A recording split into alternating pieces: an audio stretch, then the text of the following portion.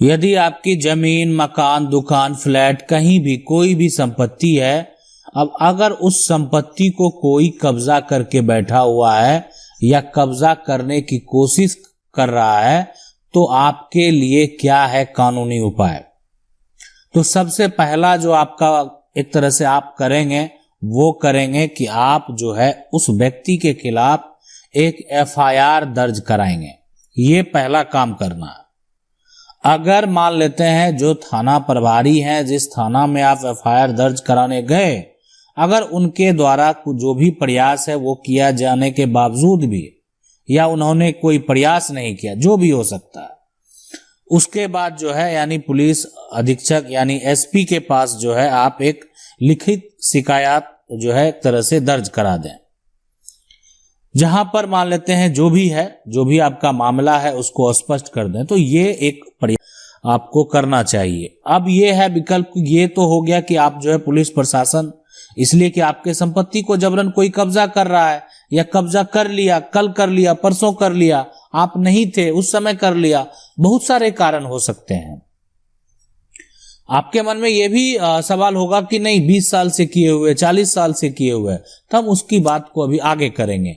अभी मान लेते हैं अगर आकर कोई संपत्ति पे आकर कब्जा कर लेता है तो पहले आप उसके खिलाफ एफआईआर दर्ज कराएंगे। अब उसके बाद जो है यानी जो भी एक तरह से एक तो मजिस्ट्रेट हैं, आप जो है एसडीएम है ना, जिला अधिकारी हैं, उनके पास जो है आप आवेदन देके केस फाइल करेंगे।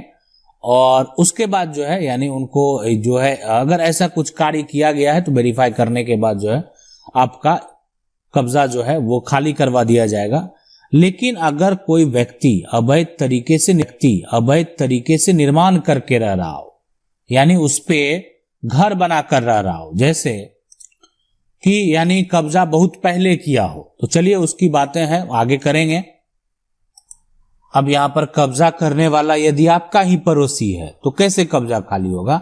देखें, पड़ोसी में एक होता है कि परिवार का लोग है, ठीक है, एक होता है कि पड़ोसी जो है वो कोई अन्य है, मतलब बाहरी लोग है, बगल में रह रहा है। परिवार का जो सदस्य है वो कब्जा करेगा अगर वो आपका हिस्सेदार है। एक होता है कि परिवार का लोग है लेकिन साथ में अगर वो प्लस में हिस्सेदार भी है ना, तो इस तरह का मामला अगर कोर्ट में जाएगा तो हर चीज, हर पहलू को देखा जाएगा, किसको कहां हिस्सा मिला, कितना मिला, क्यों मिला, आखिर ये व्यक्ति जो परिवार का सदस्य है वो क्यों कब्जा किया। लेकिन अगर कोई व्यक्ति के द्वारा कब्जा किया गया तो उसको सीधा पूछा जाएगा कि आप इस संपत्ति को क्यों कब्जा किए, है ना, कि जो पड़ोसी है वो जो कब्जा कर लिया अगर संपत्ति को, तो किस आधार पे कब्जा किए। तो उसके पास किसी प्रकार का कोई भी ऐसा सबूत नहीं है जो वो पेश कर सके कि वो पड़ोसी है, उसको जितना जमीन है वो उस जमीन से अधिक जमीन पे कायम है। तो इसलिए वो संपत्ति जो पड़ोसी कब्जा किए हुए है वो आसानी से उसको खाली करना पड़ेगा। लेकिन जो परिवार का कब्जा करने वाला अगर सदस्य जो है पड़ोसी है, साथ में हिस्सेदार है, परिवार का सदस्य है, तो उस पहलू में, उस केस में हर पहलू को देखा जाएगा। इसीलिए कि वो उसको कहां हिस्सा मिला, कितना मिला, इसलिए कि वो भी तो अपना कोई दलील देने का प्रयास करेगा, ठीक है। अब जैसे उसको डिटेल से बात करते हैं कि कब्जा करने वाला आपका ही भाई है, कोई और नहीं है, जमीन है, ये पूरा मान लेते हैं। अब ये जमीन खेती वाला हो या इस पे जो है, इस पे एक भाई है, इस पे दूसरा भाई है। अब ये क्या किया कि कुछ पार्ट को इधर से कब्जा कर लिया, मान लेते हैं, है ना। अब जो है कब्जा कर लिया तो आप क्या करेंगे? सबसे पहले आप जो सारा प्रोसेस आप एफआईआर कराएंगे, सारा प्रक्रिया कराएंगे। लेकिन अगर ये जो है जो कब्जा की बात है, अगर मामला कोर्ट में जाएगा, ठीक है, कोर्ट में जो है दूसरे भाई को पूछा जाएगा कि आपको तो 50% पे ही रहना है, ठीक है, तो आप क्यों जो है उस दूसरे भाई के संपत्ति को कब्जा किए। तो उसके पक्ष के जो लोग होते हैं, ज्यादातर ये दलीलें देते हैं कि उनको कम संपत्ति प्राप्त हुआ, हिस्से जो है उनको और मिलने चाहिए, उनको जो है पूरा संपत्ति नहीं दिया गया, बहुत तरह की दलीलें हैं। और जो है वो अपना वो सारा इंफॉर्मेशन जो है वो पेश करते हैं, वो दावा करते हैं कि ये इनको मिला हुआ है, बहुत तरह की दलीलें देते हैं। बहुत ऐसे दावा करने वाले होते हैं जो कहते हैं कि हमको हिस्सा कम मिला और यहाँ पर हमको एक्स्ट्रा दे दिया गया, ठीक है। तो इस तरीके के भी दलीलें पेश करते हैं। लेकिन अगर वास्तविक में किसी को हिस्सा कम मिला है और वही अगर कब्जा किया हुआ है, तो फिर जो अगर कम मिला है वो हिस्सा भी तो देना पड़ेगा। तो इसीलिए अगर कब्जा करने वाला जो है अन्य व्यक्ति है तो उससे आप आसानी से संपत्ति को प्राप्त कर लेंगे। लेकिन कब्जा करने वाला अगर आपका परिवार का सदस्य है, भाई है, चाचा है, तो उसमें और वो ज्वाइंट प्रॉपर्टी था, पहले आपके बाप दादा की प्रॉपर्टी वो रहा है, तो उस केस में हर पहलू को देखा जाता है। अब सवाल है कि सरकारी जमीन पर अगर कब्जा है तो क्या उसका कागज बन सकता है? कब्जा खाली करना होगा। देखें, कोई भी अगर आप सरकारी जमीन पर कब्जा किए हुए हैं, है ना, तो सरकार का क्या नियम होता है कि आप कोई भी, बहुत ऐसे व्यक्ति होंगे कि जो सरकारी जमीन पे घर भी, मकान भी बना के रह रहे होंगे। अब सरकार क्या होगा कि सरकार को अगर जरूरत नहीं है, किसी भी प्रकार का सरकार को जरूरत नहीं है, कोई दिक्कत नहीं होगा। लेकिन अगर सरकार को जरूरत हो गया, अगर ग्रामीण है या शहरी इलाके में है, तो ग्रामीणों के द्वारा क्या हुआ, लिख के दे दिया जाएगा कि ये जगह सही है, सरकारी है, लोग कब्जा करके बैठे हुए हैं, अतिक्रमण है, तो आपको नोटिस भेजा जाएगा, है ना, अधिकारी के द्वारा। और उस नोटिस तक अगर आप उस प्रॉपर्टी को नहीं हटाएंगे तो फिर बुलडोजर लाके उसको तोड़ दिया जाएगा। यही है सरकारी जमीन का जो है सही हकीकत। अब रही बात कि आप लंबे समय से हैं और आपके पास उस जमीन के अलावा कोई भूमि भी नहीं है, मतलब वो जो जमीन है उसके अलावा कोई और जमीन नहीं है, उस केस में क्या होगा कि आप अगर भूमिहीन हैं तो फिर आपको जिला जो है एक तरह से जो राजस्व के अधिकारी हैं वहां से आपको जमीन का जो है एक पर्चा मिलेगा। पर्चा ये होता है वासगत, यानी एक तरह से बसने के लिए एक आपको एक प्लॉट दिया जाता है, एक टुकड़ा दिया जाता है जिससे आप अपना जीवन यापन कर सकें।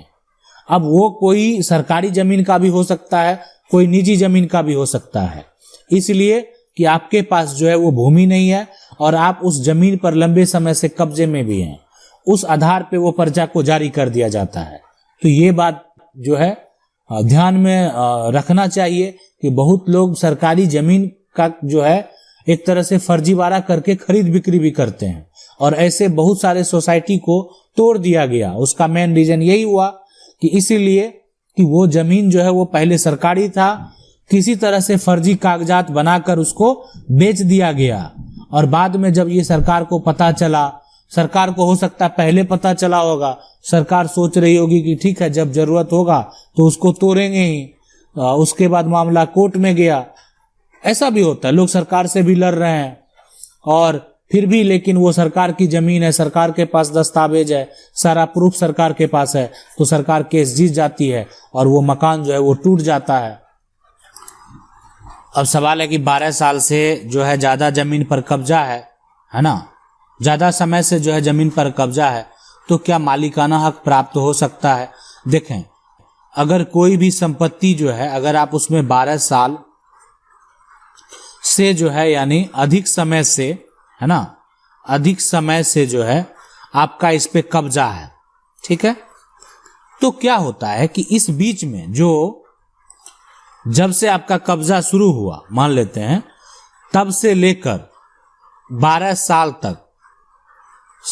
तक मतलब क्या हुआ, शुरू से लेकर, है ना, शुरू से लेकर 12 साल तक जो जमीन का मालिक है किसी प्रकार का कोई केस फाइल जो है नहीं किया और आपके पास प्रूफ है कि आप 12 साल से रह रहे हैं, इसलिए कि आप वहां पर अगर रह रहे हैं तो आपको इलेक्ट्रिसिटी का बिल है, 12 साल से आप उसको यूज कर रहे हैं, राशन का जो है कार्ड का एड्रेस सब कुछ है, आप लंबे समय से जो है उस पे रह रहे हैं।